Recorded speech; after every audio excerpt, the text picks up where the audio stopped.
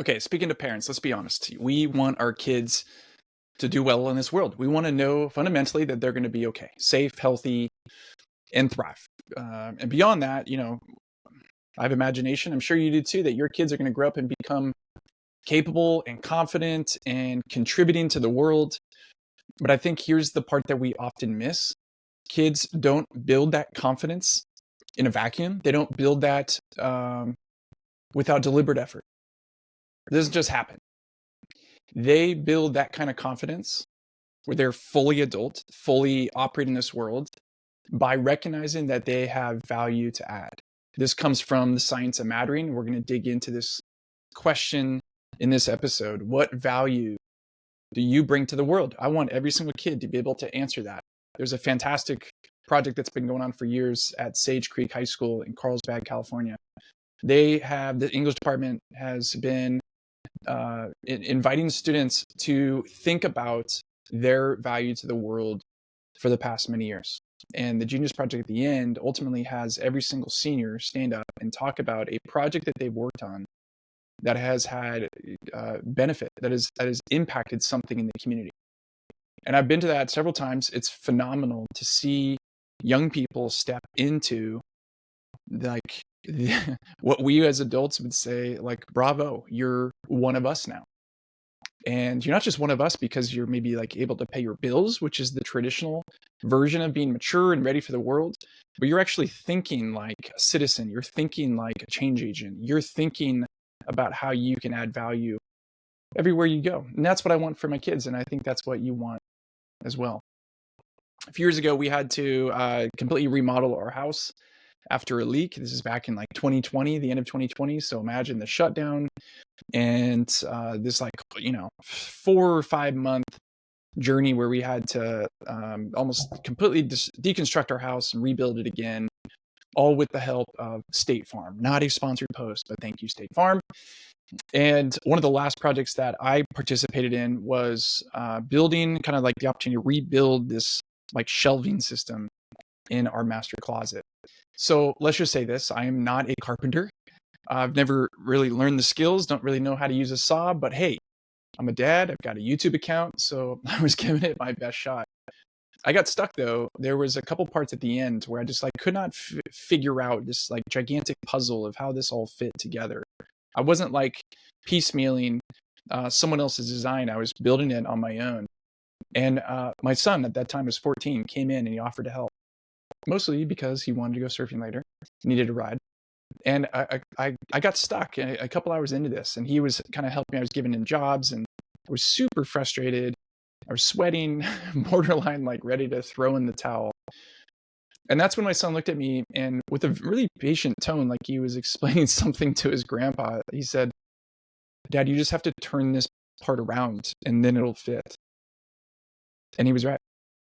Totally right. And in my maybe embarrassment, emasculation, it occurred to me that he is better at this than I am.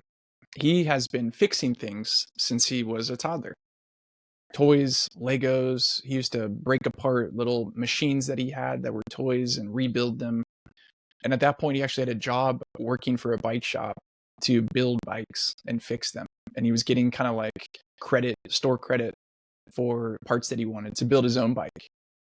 And I sat down with him later that night. It took me a while to kind of calm down and get over the shame and embarrassment. And I said this to him. I said, "Hey, pal, you're actually really good at that sort of thing. I couldn't have done that without you. Truly. You've fixed that for me. You're like adult level good at fixing things and knowing how things work. Even right now, we have an exercise bike, and he asked me what I want for my birthday. I'm like, could you please fix it? It's broken. It needs a new control panel or something." And he was like, "Yeah." So every kid wants to know that they matter. Every kid wants to know that they have value to add, but it's not enough just to hear it.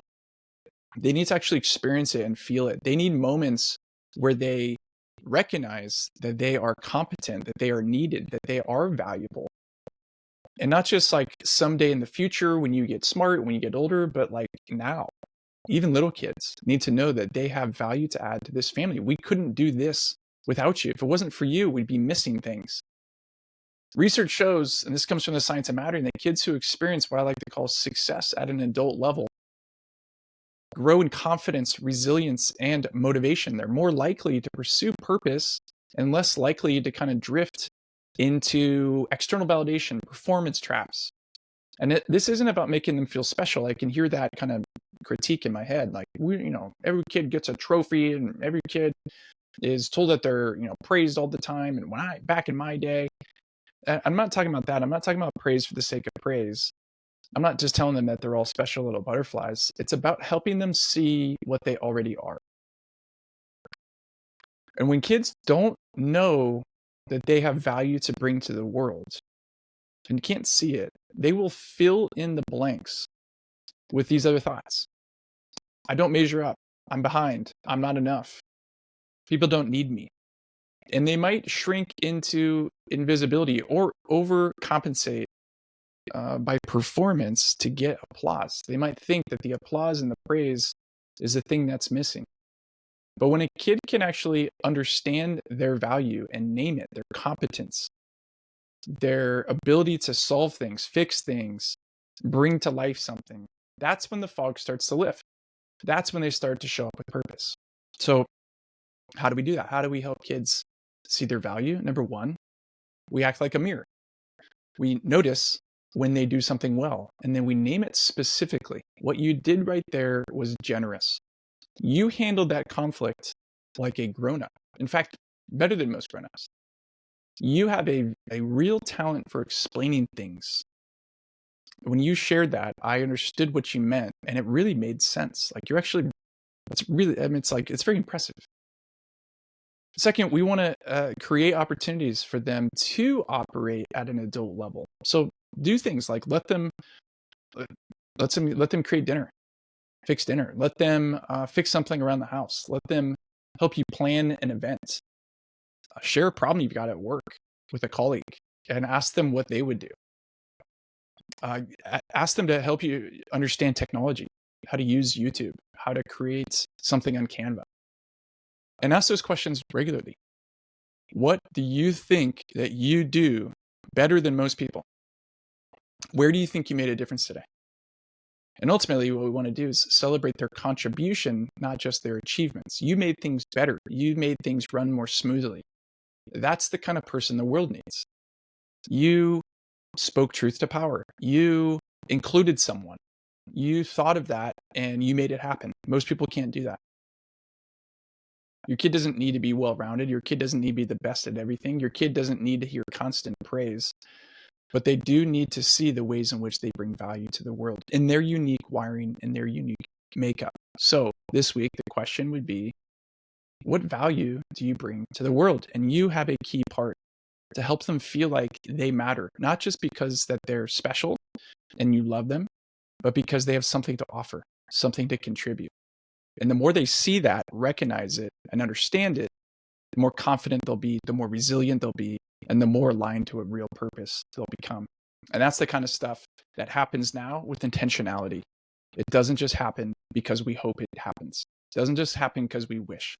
It doesn't just happen because someday we think they'll all figure it out. It starts by deliberate, intentional conversations, mirroring, showing them, and giving them opportunities. We'll be back soon with another episode of the U School Podcast.